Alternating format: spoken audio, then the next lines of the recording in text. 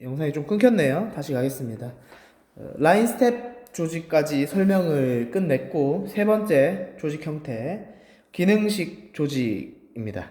기능식 조직은 특징이 있어요. 수평적인 구조라는 겁니다. 그 전까지는 수직적인 구조로서 위에 최고 경영자에게 이제 좀 일방적인 좀 명령이나 그런 지휘를 받아서 그거에대로 이제 가는 형태였다면, 기능식 조직은 기능에 따라서 이 부서들이 수평적으로 나뉩니다. 수평적이란 건 뭐예요? 이제 가로로 이게 대등한 형태로서 조직이 나뉘어지고, 그 조직, 그 작은 부서별로 이제 각 맡은 바 임무를 각각 담당하고, 그 각각 부서에서 그 맡은 업무에 대한 전문성, 그리고 전문성을 기른다는 거죠. 그래서 그 형태를 눈으로 보면 좀 이해가 더 되겠죠. 이런 형태입니다.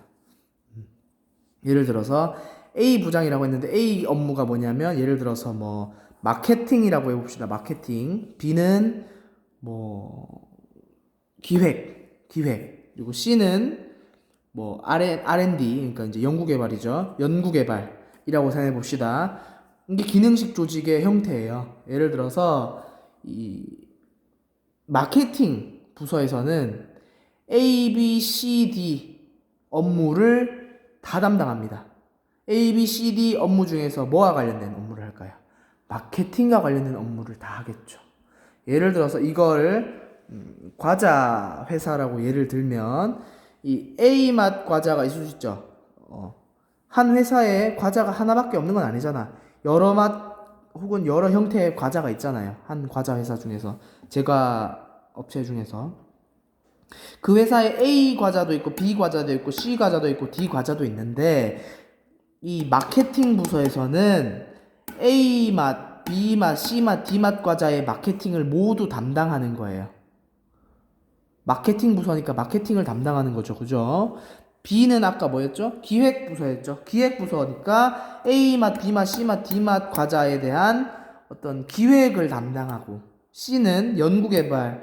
그래서 예를 들어 A, B, C, D 과자에 대한 맛 개발이라든지 원료 개발이라든지 뭐 그런 것들을 이제 담당하는 겁니다. 즉 부서별로 서로 하는 일은 다르지만 자기가 맡은 일에 대해서 전문적으로 할 수 있고요. 각 부서가 이렇게 가로로 놓여져 있죠.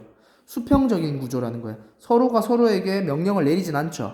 다만 업무에 있어서 한 A맛 과자에 있어서는 마케팅, 그리고 기획, 뭐 연구개발 뿐만 아니라 다양한 부서들이 있겠죠. 이런 다양한 부서가 A맛 과자를 만드는데 동참을 하는 형태인 거예요.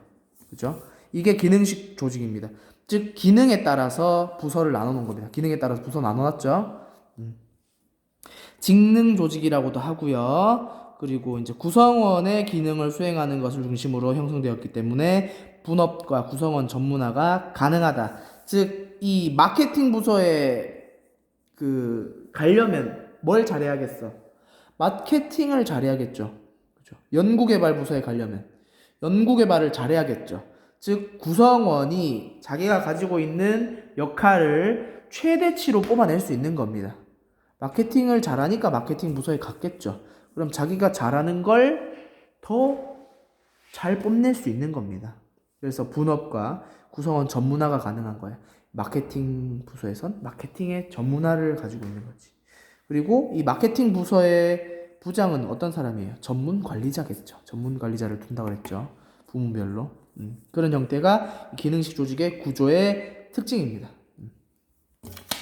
그러니까 라인 조직이나 라인 스태프 조직보다는 또 역시나 규모가 좀 더 큰 형태의 조직일 경우에 이렇게 운영이 되겠죠. 다음 마지막 네 번째 전통적인 형태의 조직에서 마지막인 이 사업부제 조직입니다. 사업부제 조직의 형태는 사업부제, 즉 사업부별로 운영이 된다는 거예요. 사업부라는 건 뭐냐면 사업을 운영하는 본부가 나뉘어져서 운영이 된다라는 건데, 역시나 눈으로 보는 게 빠르죠. 회사가 있습니다. 사장이 있고 이제 스텝 있죠. 그 형태에서 이제 이 회사의 핵심적인 업무들이 있을 거 아니에요. 그럼 A 사업이라는 게 있고 B 사업이라는 게 있습니다. A 사업과 B 사업에서 이 A 사업 안에서 A 사업에 대한 인사나 기획팀이 또 있는 거예요. 또 자꾸 산업이라 그러네. A 사업 안에서 이 A 사업과 관련해서 구매부, 생산부, 판매부가 있는 겁니다. 그럼 B 사업 본부는 여기 좁아서 안 적었지만 A 사업 본부와 마찬가지로 똑같이 여기 A 사업 본부에 대한 인사기획팀 있고 구매, 생산, 판매팀 있는 겁니다. 이런 부서가 다른 부서가 있을 수 있지만 형태가 이렇다는 거예요. 즉, 이 전체적인 회사 내에서 이 사업본부를 중심으로 따로 이제 가지가 뻗어져 나온 거죠. 독립적으로. 그런 형태가 바로 사업부제 조직입니다. 분권 조직 형태죠. 이 A 따로, B 따로 분권화되었잖아. 이 A와 B를 나누는 기준, 즉 이 사업부를 나누는 기준은 제품이 될 수도 있고요. 지역이 될 수도 있고 고객이 될 수도 있습니다.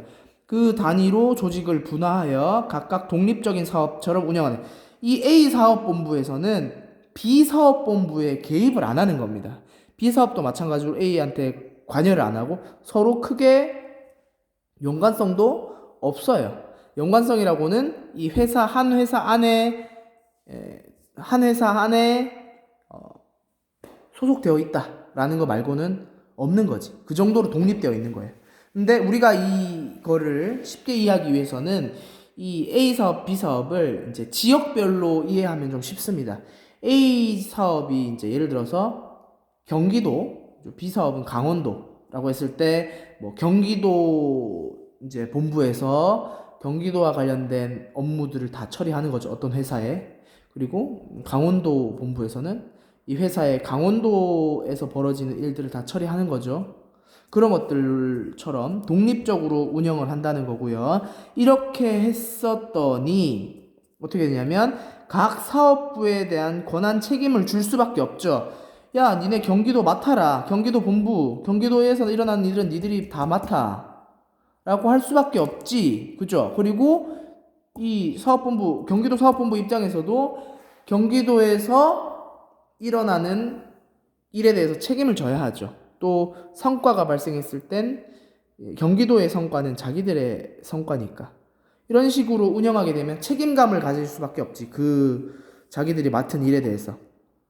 사업부별로, 그죠? 그러면 사업부별로 이제 책임감 있는 경영, 책임 경영, 그죠? 우리 배웠었죠? 책임 경영을 하도록 할 수 있다. 그리고 이 사업부제 조직은 이 순차적으로 나왔던 4가지 조직 형태 중에서 가장 기업의 규모가 큰 형태입니다. 그래서 기업의 규모가 커지고 환경 변화가 심해서 기업이 이제 경영자 단독으로서 지휘나 감독을 하기 어려울 경우에는 따로따로 이렇게 떼어내는 거예요. 떼내서 얘네들은 여기를 맡아라. 얘네들은 여기를 맡아라. 하고 따로 이제 독립적으로 떼주는 것이 좀 더 효율적으로 운영하는데 도움이 되더라 라고 평가를 해서 이렇게 운영하는 겁니다. 독립된 사업부별로 운영하는 게 그 독립된 사업부의 맞춤식 그런 운영을 할 수 있으니까 그런 식으로 가는 거고, 그래서 전통적인 조직 형태에 대해서 영상이 좀 끊겼지만 두 번째 영상을 마무리하겠습니다. 뿅.